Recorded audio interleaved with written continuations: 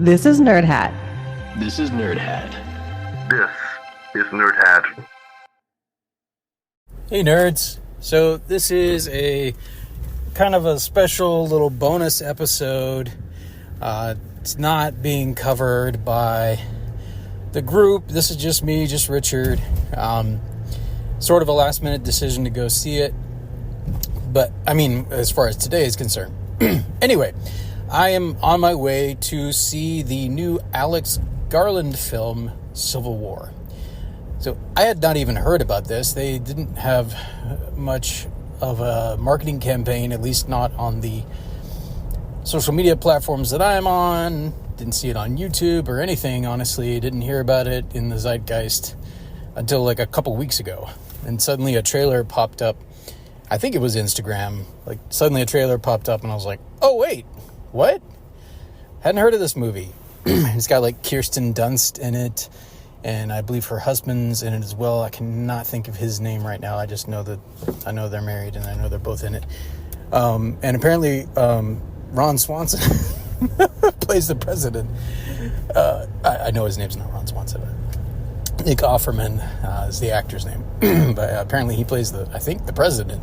I just watched another trailer today. But the reason I was hesitant to go because I was like, oh, Civil War, like, that's probably going to be really depressing. I don't know if I want to. I kind of want to go see it because that's something I've been concerned about. It's like in the zeitgeist, just so to speak. But I was like, I don't know if I want. Will it make me, But then I heard that Alex Garland was involved. I'm assuming he's both writing and directing, as he does for most of his films.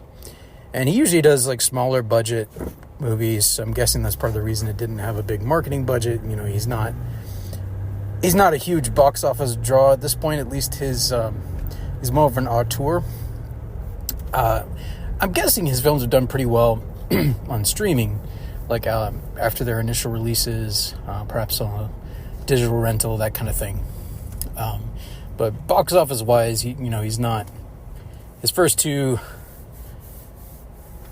Actually, I'm trying to remember if he did a third one. I've seen two of his films thus far, two of the ones that he both wrote and directed. I've seen Ex Machina, and which I did not see in theaters. I saw it later on, I think either on streaming. I think maybe I rented it at some point. I don't remember, but I have seen it. Maybe it might have been on Netflix. Anyway, I've seen Ex Machina. Did not see it during its original release in theaters. But I did see his next entry after that, and that was Annihilation. I saw that in theaters. I was originally supposed to go see it with my brother-in-law, and we just didn't get things scheduled. And I think I ended up ended up going to see it myself. So saw that movie by myself in the theater, which was very intense. If you've seen it, you know what I'm talking about. It's a very intense movie. I would call it a horror movie. Horror sci-fi, I think, is the most apt genre description. But very well done, very unique film, and it's very frightening sequences, disturbing sequences in that film. But yeah, it's not necessarily a philosophical film. It does deal a little bit with just ideas of death and the afterlife and things like that. But yeah, it's very unique, and it was based on a novel apparently, which I have not read yet. Anyway, I don't know if enjoyed is the right word. I enjoyed the craftsmanship of both movies and was affected strongly by both movies. And I guess enjoy in the sense of like I like a movie that moves me emotionally, even if that's like what you might perceive as a negative emotion, just evokes a strong emotional reaction. I mean, good art, I feel like, often does it, whether it's a strong positive reaction, strong negative, or just strong empathy, whatever the case might be.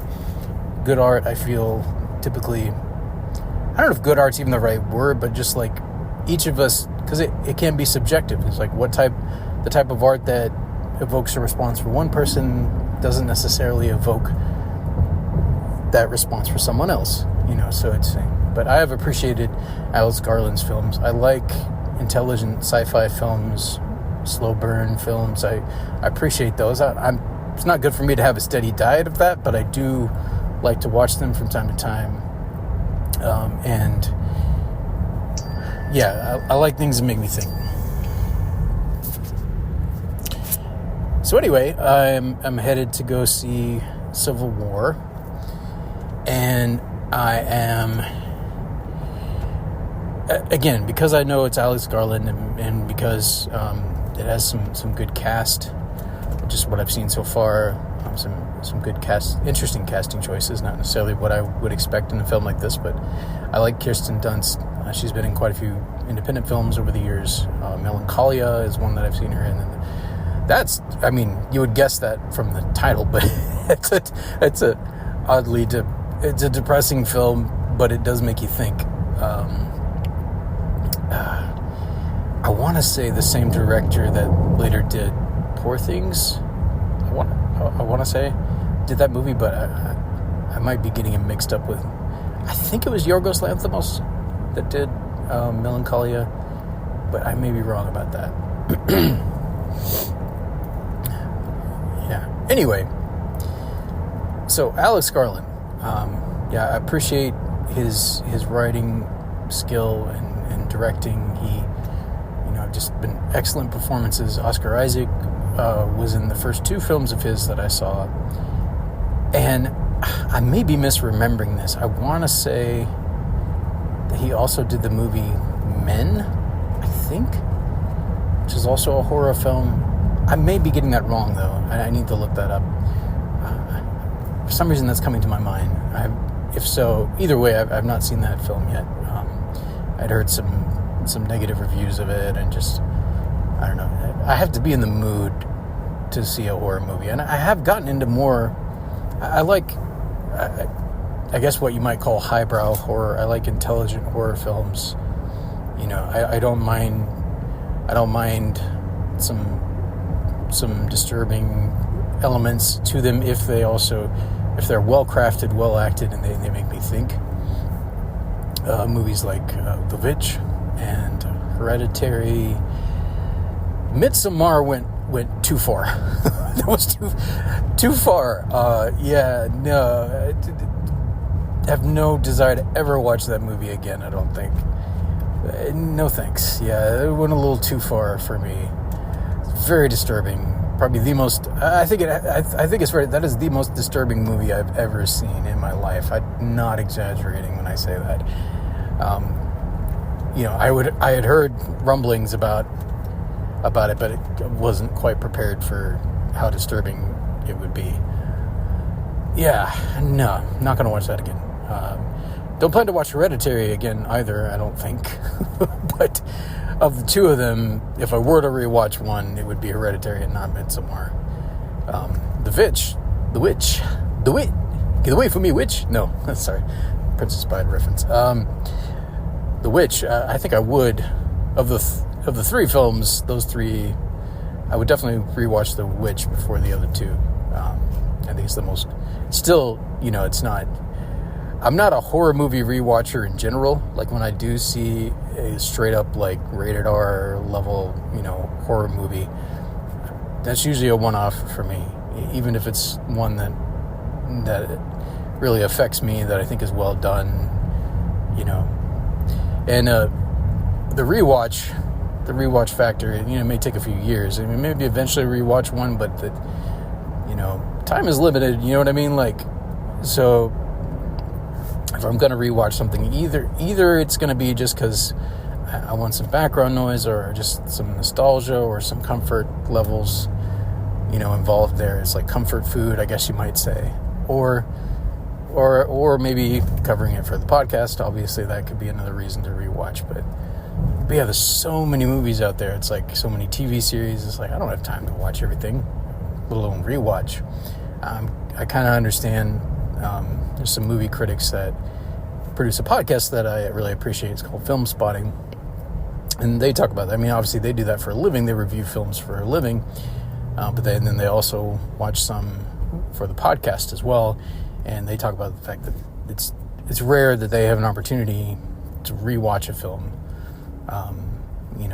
Unless they're doing it for the podcast, or unless it's just something they're rewatching with their family, like for family time. It's rare that they get an opportunity to rewatch something. They just don't have the time. And I get that, especially like if it's your job too, like, and you've got a lot of movies to see and review. So on the topic of Civil War, and I'm sure I'll have a lot more to say after I get out of the film. We've had a lot of, for lack of a better term, a lot of unrest over the past decade, I feel like. And it seems like, and maybe this is the perception that social media can create. I'm on it more than I should be. I know I speak for a lot of people when saying that, but maybe some of it's perception, but it does seem like there's more polarization happening over the past few years in particular on important issues, and it typically falls along party lines, politically speaking, ideologically speaking.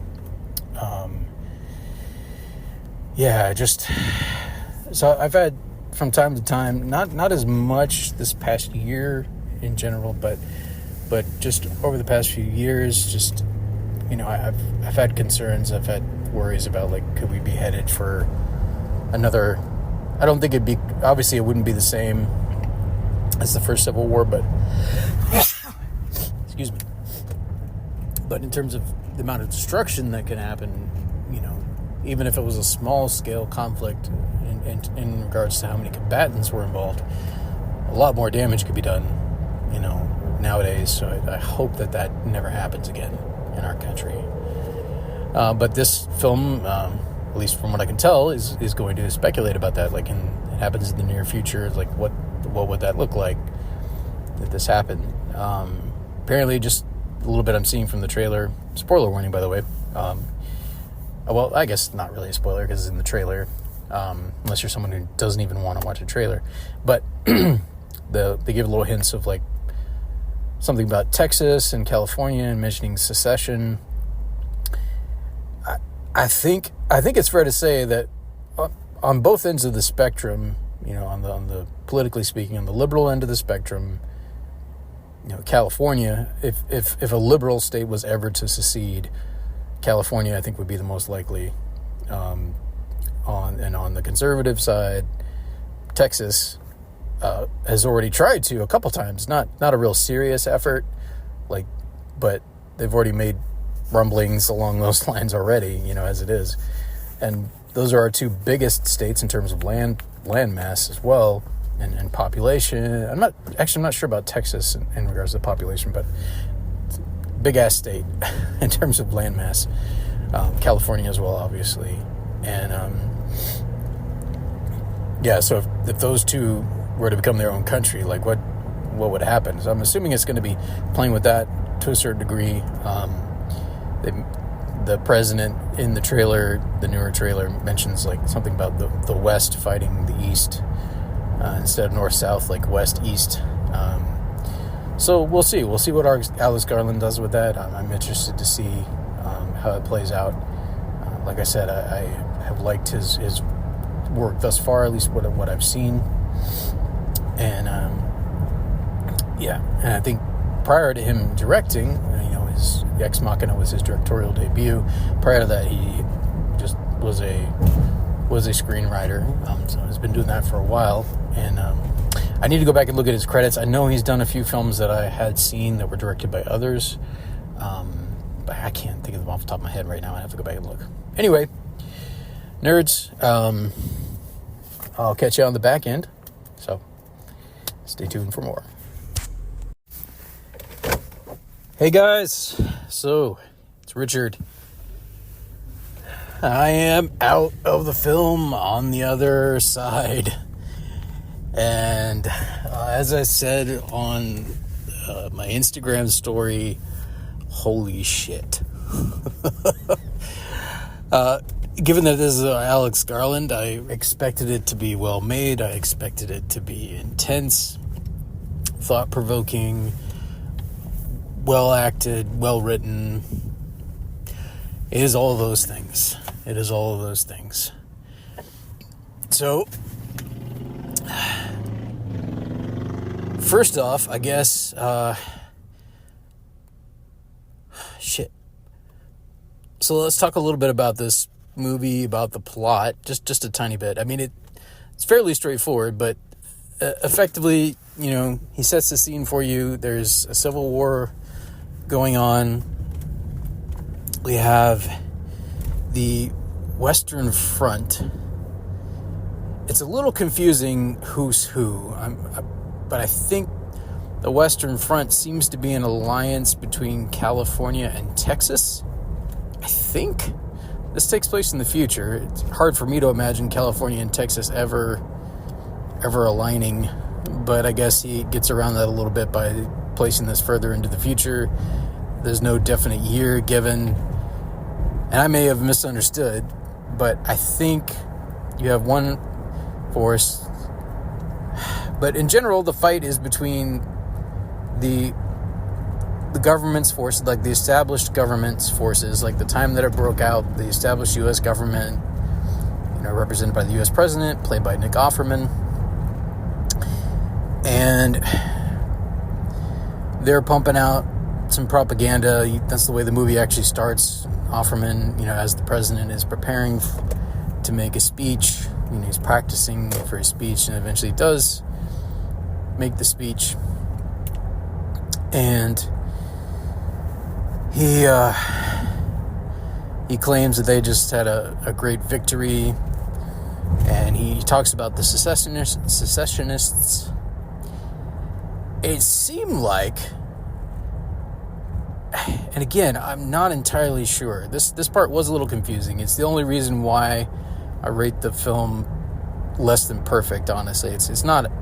It has a few flaws, and one of them is that it is a little unclear. I think the Western Front is supposed to represent California and Texas, who have seceded. Apparently Florida is involved in there somewhere too. Those are the three, I think, three of the most populous states. I believe they're also the three of the biggest landmass, if I'm not mistaken.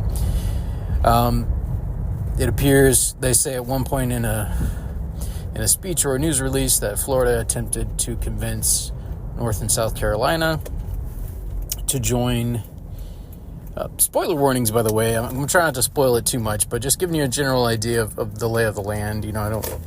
This isn't really a film that will surprise you in the sense of like generally speaking, where it's headed.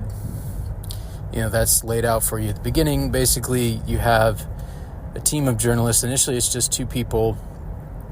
The main character, Alex, played by, Lee, played by Kirsten Dunst.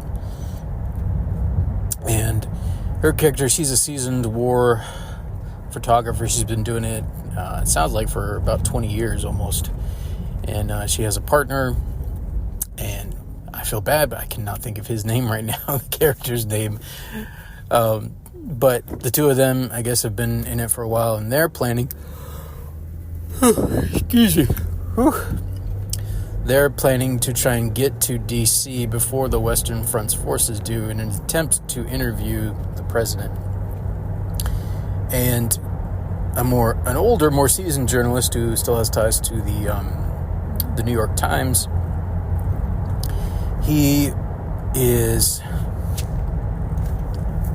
tries to convince them at first not to do it. Like, don't go down there. He says that in D.C., like in Washington, D.C., journalists are shot on sight. And that's an interesting take, like that the press, that the media is viewed so poorly that they will just shoot them if you try to get into the city. Like, that's... But you get the impression that the Western Front, generally speaking, the stage is set, the Western Front has been advancing, and it seems like, and I'm not entirely sure of this point,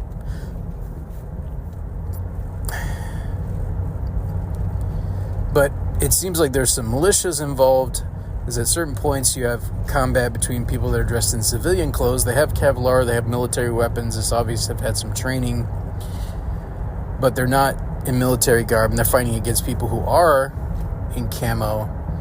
So it seems that there's some different different groups involved. And I'm not entirely sure if it's just two or if there's more than two. So you get the general idea that it might be a bit of a shit show, but it does seem that the Western Front, and I think I'm pretty confident of this, represents a unified front between Texas and California somehow. There's 2 stars on their flag, and in contrast to some of the other soldiers who wear camo through the film, towards the end when you finally see the Western Front, they are more organized, it seems, and their uniforms have their flags, like the flag with the 2 stars, and they've got a lot of firepower, like you see in the film, and they're trying to advance and take the capital and I guess take over the country, basically. So I'm not going to spoil for you whether they succeed in that or not, although I guess I kind of just gave that away because the trailer already shows DC getting attacked. So spoiler warnings before I go any further. Spoiler warnings. Yeah, they do succeed in taking the capital. And man, like Garland, like he nails the ending of the film. The ending is excellent. But the whole thing, I mean, it was a brilliant choice, I think, on his part to choose press agents as the main characters. They're perfect audience surrogates. You know, you have the seasoned veteran, you know, who is, you know, calloused in many ways, has just seen a lot of horrible things. She makes a comment at one point that she thought that all those years, or she hoped all those years that she was taking photos of wars in other countries and sending them back home, that she was sending a message to the U.S. like, hey, this is terrible, this is horrible, don't do this. She's like, but here we are. And she's struggling to believe in the power of journalism as a result of that. You know, but we see like a younger journalist who kind of inserts herself into the group and comes along for the ride, as does the older journalist from the New York Times, who I guess has been something of a mentor to Kirsten Dunst's character. And the 4 of them go on a journey together, you know, trying to travel from further north down to DC. They face some very harrowing things along the way. You see glimpses of some of them in the trailer. Kirsten Dunst's husband in real life plays a character that's genuinely frightening. From what I understand, he played a really horrible villain in, I think it was Breaking Bad, if I'm not mistaken. I have not seen Breaking Bad yet. It's on my list of things to get to eventually. But from what I've heard, he's played a very despised villain, and he kind of has that face where, you know, he can play a good guy, but like he kind of has that face a bit where it's like, and he's a good actor as well. He can play a villain. You know, I've seen him in some other things where he played a villain, and he truly scary. Like the scene that he's in, and but yeah, man, Garland, I mean, he puts you right there in the combat. You know, you've got an American. At one point, there's a suicide bombing that takes place. You know, and it's a white American woman that, like, you know what she's gonna do. Like, you know, oh shit, she's a suicide bomber. You can just see it on her face what she's preparing to do. And she runs with a giant American, or, well, it's some type of American flag. It's a little indistinct, but it has the stripes, the red and white stripes. She's running into the fray, you know, in this protest. It appears to be some kind of protest that's going on, and just kills about probably a dozen people at least. It's, yeah. So you definitely see carnage in this, you know. I didn't feel like it was gratuitous. Like he doesn't make light of it. You know, it just feels very realistic. You know, and you feel, particularly through the younger character, she's supposed to be, I think, 25 or 20, somewhere around 23 at the time, and played by I'm gonna get her name wrong. Kessa Spaney. I know I'm saying that wrong. She's won quite a few things recently. I saw her in Mayor of Easttown, in that series a couple years ago on HBO. She does an excellent job, playing a young aspirational journalist, and she really goes to the ringer, and it just, and gradually, she receives some mentorship from, the older veteran played by Kirsten Dunst, and two of them begin to bond, and it's just, whew. Like you see on the one hand, it's interesting, and Alex doesn't seem to take it's interesting too, because he's a filmmaker from the UK, so he's not American. He's not an American. He might live here now. I'm not entirely sure, but as far as I know, he doesn't have citizenship. He's from the UK. And I think he's from London, and then they have, as a major city, they've had their shares of bombings there. Although the UK, and even perhaps, I guess even during his lifetime, to a certain extent, a little bit of a civil war in the sense of like the conflicts between the Crown and Ireland back in the 80s, 90s, the Troubles, I think they're known as in Ireland. So I imagine in some ways, like, he probably has more experience to draw on, like, as being from the UK than we would hear, aside from people that have actually seen combat in the US. But yeah, it's just,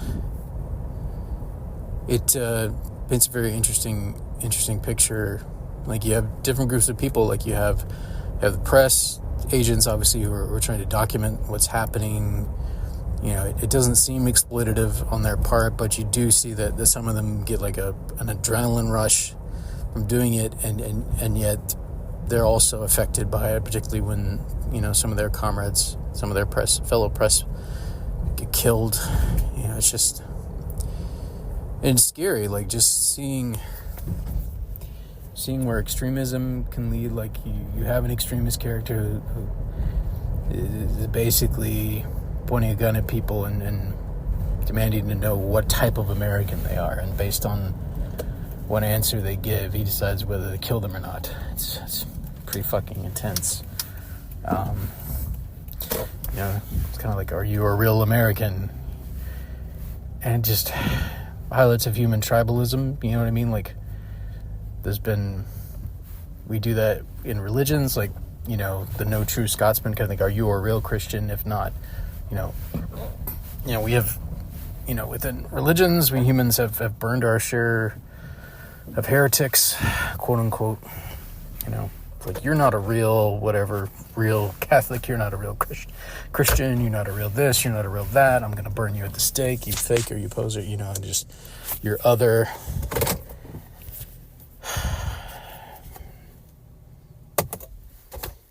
And this very prescient. I think there's a lot of war and conflict going on right now. I know a good number of press have been killed down in Gaza with the war going on there. Obviously, the war in Ukraine's been going on for over a year now. It's not in the headlines as much of late because of what's happening down in Gaza, and now Israel's getting attacked by Iran, Iranian airstrikes. I don't know if that's Iran just trying to take advantage of the situation, or if that's Iran trying to ally itself with Palestine. I don't entirely know what their motivations are in that circumstance, but yeah, it's just sad to see the conflict and to see war, and it's sad, and I do genuinely hope it never comes. I hope I don't see that in my lifetime here, and I hope my kids don't see it in theirs either here in the States. I really hope not. Just to think about, the Civil War may seem distant, but there are older people alive now, like in their 80s, 90s, around 100, who had, if I'm getting my math right, some of whom had grandparents who lived through the Civil War. Just think about that, just a few generations removed from the Civil War. And, so it can definitely happen. But yeah, I hope it does not in my lifetime. But getting back to the film, I mean, the cinematography is outstanding. Like, the special effects, like, except for there's a few little spots where you can tell there's some CGI going on. They paid less attention, but for the most part, I mean, it's just like you feel like you're right there in a combat zone. And yeah, it's pretty freaky. Like, you see, I mean, obviously within DC itself, in the penultimate scenes as they're coming into DC, like, you see anti-aircraft fire going off in the distance. Earlier in the film, you see just like rounds being fired through the air, between, it's just, and I've seen stuff like that. I mean, in my own lifetime, I've seen videos of those kinds of things on the news, happening in other countries. I have not seen it happen in person. And again, I hope it doesn't. And I hope my kids never see that. So let's pursue peace. As humans, let's fight for that. Let's pursue that together. We need to learn how to talk through our differences. Social media isn't helping us much. It has the potential to help, if we use this tool properly. But it can also do a lot of damage, and it can alienate. So we need to be very careful. I think it's important to have relationships with people with whom we disagree. Like, we need to be able to say what we really think and have arguments and disagreements while still being respectful, while still, valuing each other as human beings. At the end of the day, there's just one tribe, and that's the human tribe. You know what I mean? And at the end of the day, bigger picture than that, there's just one planet, and we're all on it together, and we need to take care of each other and other species too, not just us. They matter, not just us. So anyway, like I said in my little mini review on Instagram, I would like to give this 4.5 nerd hats out of 5. That's just, like I said, just a little bit of confusion, but that may be intentional. But in trying to reflect on the film, so maybe that is intentional on Garland's part, and if so, he accomplished that, if he intended for it to be a little confusing. And it seems like maybe he did, so maybe I'm underestimating, that was exactly what he was going for. A little bit, like at one point there's a couple of soldiers who are in camo, and the press kind of get stuck in the middle of it. There's this random guy just in like a house or like a retreat center building or something up in the top, and he's just like a sniper. He's trying to kill them, and the press are trying to figure out what's going on. It's like, what side are you fighting for? And the soldier's like, it's like, who's giving you orders? The press man asks, and the soldier's like, man, like, nobody's giving orders anymore. Like, all I know is, like, he's trying to kill us, we're trying to kill him. It's like, that's what I know. And that's it, So that, yeah, heavy stuff, man. But anyway, getting back to the film, once again, Garland deals with pretty heavy topics. I've not seen his movie Men yet. It's only one of the films he's directed I haven't seen yet. Gonna get around to that one of these days. Curious what from what I understand, it's a horror film, so I'm interested to see what he does with that. This is more like a real-life horror in a sense that, this shit could happen, and it is happening other places, So it's sobering and scary in that sense. Yep, so that's it. I'm going to sign off for that. This is, like I said, a little bonus episode I wanted to throw in there, and we're trying to get around. There's a lot of life things going on that are making it hard to get to our normal episodes with all three of us, all three hosts. But we're working on it, and eventually we'll get another one out here before long, trying to keep the podcast going. And so yeah, nerds, thanks for your patience, and thanks for listening, as always. And until next time, as Will would say, sayonara. And as I would say, live long and prosper. And I don't know what my Laura would say. She changes it every time. But yeah. See you guys later.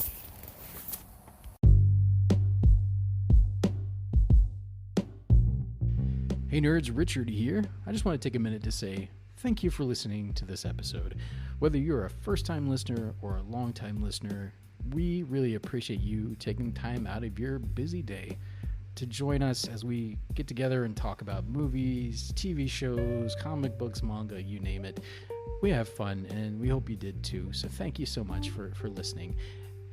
I'd like to ask, wherever you're listening, whether that's on Spotify, Apple Podcast, Amazon Music, etc., take a moment to follow our podcast or like it or subscribe, whatever your particular app allows. And if you can, give us a rating as well. Let us know what you think. That really helps us to get the podcast out to even more new listeners such as yourself. So we would really appreciate that. If you're on social media, as I am, you can find us there. On Instagram, we are at NerdHatPod. On Facebook, we are NerdHat. And if you don't like social media, but you still watch YouTube, you can find us there too. We are NerdHat Entertainment. That's our channel there. We have some old video episodes as well as some video content from Instagram, Reels, and the like that I've created, downloaded, and then re-uploaded to the YouTube. And I have some fun with it. I do impressions and voiceovers and the like. You guys know me, so just go check it out. Have some fun while you wait for our next episode to come out. And until then, thank you so much. And as always, live long